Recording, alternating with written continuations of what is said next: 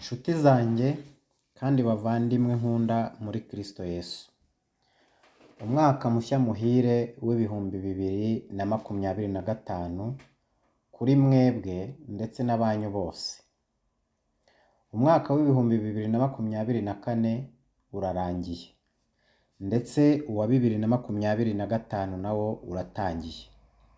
Ndagira ngo dusubize amaso inyuma gato maze dufatanye gushima Imana. Uyu mwaka ushize twaboneyemo imigisha myinshi, kuko Imana ntiyaturinze gusa ahubwo yaturindiye n'abacu ndetse iturindira n'igihugu muri rusange.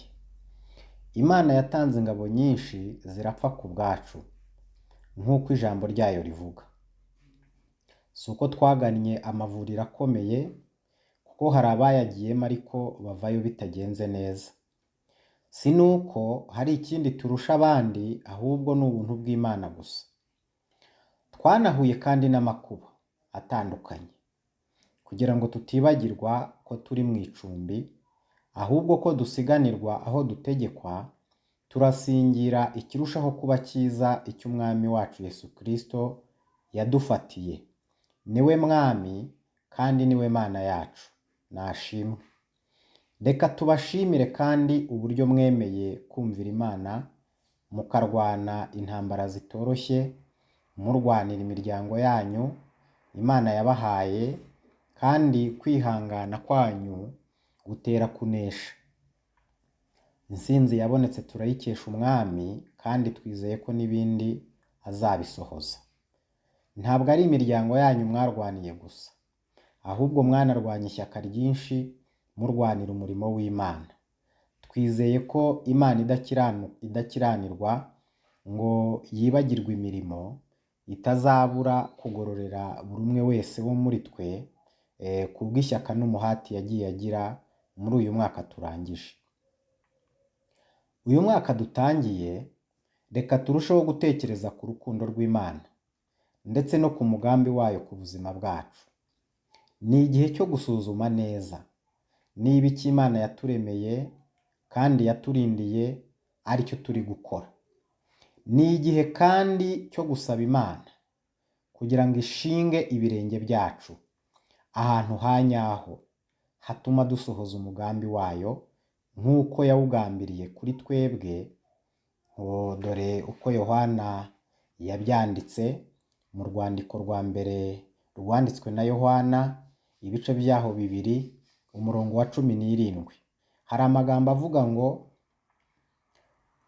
kandi isi irashirana no kwifuza kwayo, ariko ukora ibyo Imana ishaka azahoraho iteka ryose. Imana izahagararana natwe, irwana intambara zacu, nituba dufite ishyaka ry'ibyiza nk'uko yabibwiye umugaragu wayo Yosuwa muri aya magambo dusanga mu gitabo cya Yosuwa, igice cyaho cya mbere, umurongo wa 5. Hari amagambo avuga ngo, nta muntu n'umwe warinda kuguhagarara imbere iminsi yose yo kubaho kwawe. Nk'uko nabanaga na Mose, niko nzabana nawe, sinzagusiga kandi sinzaguhana.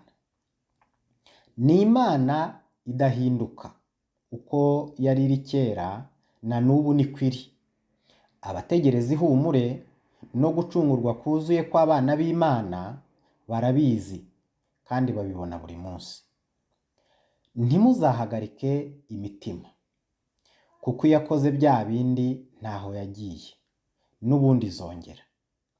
Wowe haranira kuvuga aya magambo dusanga mu gitabo cya Yobu, ibice byaho 27, umurongo wa 5 kugeza ku wa 6. Hari amagambo avuga ngo, ntibikabeho yuko nabemerera ngo muvuze ibitunganye.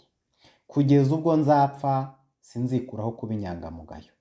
Gukiranuka kwanjye ndagukomeje, ntabwo nzakurekura, ntabwo umutima wanjye uzagira icyo ushinja nkiriho.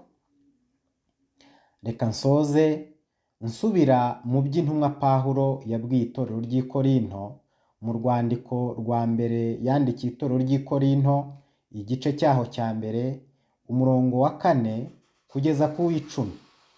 Yaranditse ngo, mbashimira Imana yanjye iteka, nishimira ubuntu bwayo mwaherewe muri Kristo Yesu. Kuko muri byose mwatungiwe muri we, mu byo muvuga byose no mu bwenge bwose. Kuko ubuhamya twahamije Kristo bwakomejwe muri mwe, bituma mutagira impano yose mubura. Mutegereza guhishurwa k'Umwami wacu Yesu Kristo. Niwe uzabakomeza kugeza ku mperuka, kugira ngo mutazabaho umugayo ku munsi w'Umwami wacu Yesu Kristo. Imana ni iyo kwizerwa, yabahamagariye gufatanya n'umwana wayo Yesu Kristo, Umwami wacu. Ariko bene data, ndabingingira mu izina ry'Umwami wacu Yesu Kristo, kugira ngo mwese muvuge kumwe. Kandi he kugira ibice biremwa muri mwe, ahubwo muhurize hamwe rwose, muhuje imitima n'inama. Imana ikomeze ibahe umugisha. Wari umuryango wa Jean Marie na Joyeuse ubifuriza kuzagira umwaka mushya muhire w'2025.